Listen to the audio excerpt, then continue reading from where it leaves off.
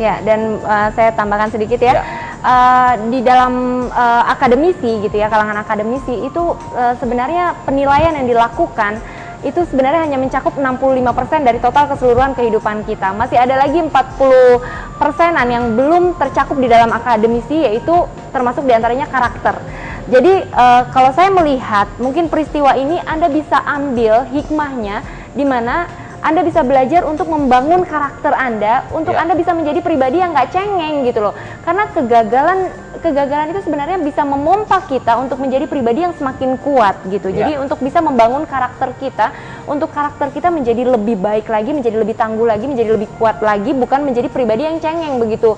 Begitu tidak berhasil, oh ya udah deh kalau kayak gitu aku tinggalin aja, aku nggak usah belajar lagi. Enggak gitu ya. Jadi sebenarnya yang Tuhan inginkan di dalam kehidupan Anda bukan hasil akhirnya, tetapi dia mau ada perkembangan dari sisi prosesnya ini, karakternya.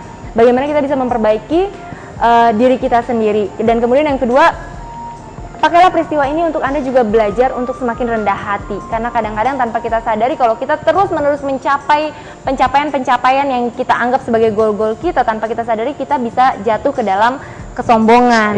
Jadi pakailah peristiwa ini untuk Anda bisa belajar rendah hati, bahwa ketika kita menyadari bahwa kita memiliki kekurangan, sebenarnya disitulah letak kekuatan kita. Karena apa? Karena di situ kita mulai belajar untuk bergantung pada Yang Maha Kuasa dan bukan mengandalkan kekuatan kita sendiri.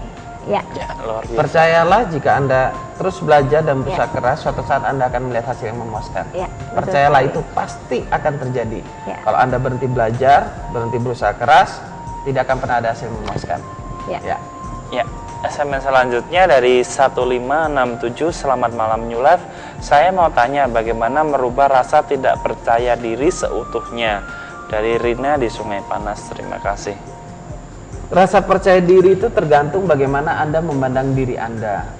Waktu Anda memandang diri Anda sebagai seorang yang minder, jadilah Anda minder. Seperti begitu. Coba mulai hari ini saya ingin mengajarkan Anda satu hal yang sederhana. Katakan, aku orang yang baik. Aku orang yang sempurna, aku orang yang punya potensi. Mulai katakan itu setiap hari, tanamkan dalam diri Anda, aku orang baik, aku orang yang sempurna, aku punya potensi, dan aku mau membagikannya kepada orang lain. Waktu Anda punya pandangan yang benar tentang diri Anda menyadari bahwa ada kelebihan dalam diri Anda berani membagikannya kepada orang lain, dan saya rasa minder itu harus dihadapin.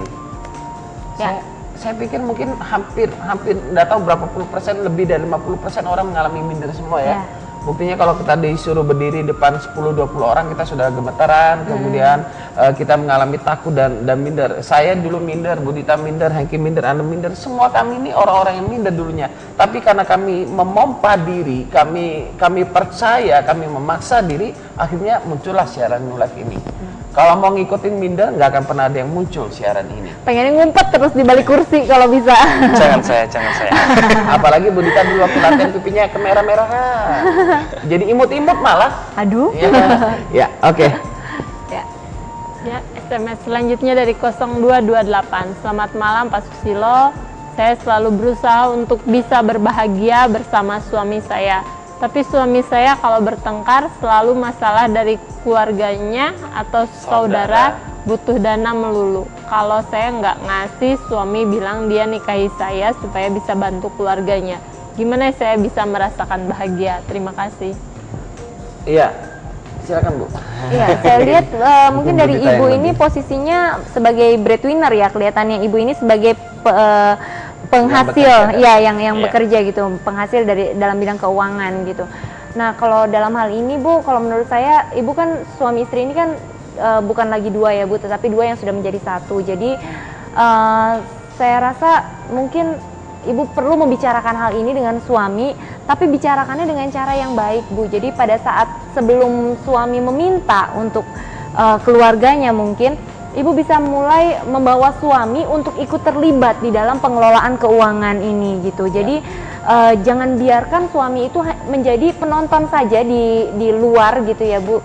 Tetapi ajaklah suami untuk ikut sama-sama untuk penghasilan kita sekian, dan penghasilan ini adalah penghasilan keluarga, penghasilan bersama.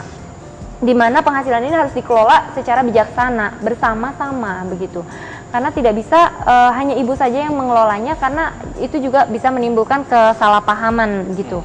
Jadi ajaklah suami untuk ikut terlibat di dalam pengelolaan keuangan, sehingga suami juga mengerti hitung-hitungannya, kemudian apa yang ibu rencanakan misalnya untuk anak-anak nanti di kemudian hari, sehingga harus punya tabungan dan segala macam. Itu suami perlu dilibatkan sehingga punya tujuan bersama apa yang mau diraih ke depannya gitu. Sehingga dalam hal itu memiliki pemahaman bersama. Tetapi saran dari saya, carilah waktu yang tepat untuk berbicara kepada suami. Karena apa? Karena saya lihat ini masalahnya sudah menjadi masalah yang sensitif, karena jadi selalu bertengkar terus kan karena masalah keuangan. Jadi masalah ini sudah menjadi masalah yang sensitif, sehingga perlu dicari waktu, Bu. Kalau bisa saat-saat romantis, waktu jalan-jalan berdua sambil sedikit-sedikit diungkapkan gitu ya. Tetapi bukan dengan membombardir gitu ya, yang langsung semua peluru dikeluarin, jangan. Tapi pelan-pelan ajaklah suami untuk ikut terlibat. Kan bicara keuangan keluarga itu kan harus ada penerimaan, pengaturan, penerimaan, pengelolaan sama memberi ya Bu ya.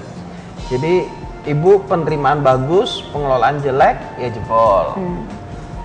Nah ini yang perlu didiskusikan sama suami. Mas, ini kita kan memang kita tahu bahwa keluarga Mas juga keluarga saya, misalkan gitu kan ya.